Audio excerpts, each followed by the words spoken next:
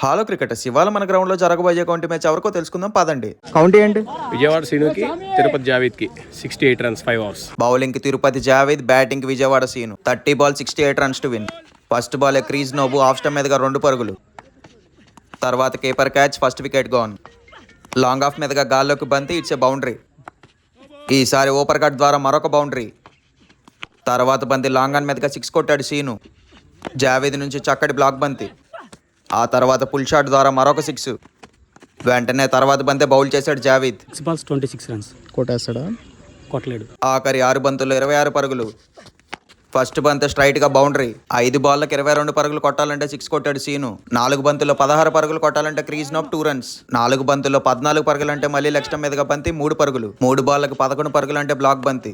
2 బాల్లకు 11 పరుగులు అంటే మళ్ళీ క్రీజ్ నోబు. రన్స్ ఏం రాలేదనుకునే టైంకి 2 పరుగులు తీశాడు సీను. 2 బాల్లకు 9 పరుగులు. బౌండరీ కొడతాడనుకుంటే లేదు, చక్కటి బంతి. Tirupati Javed 1/8 runs. Great bowling.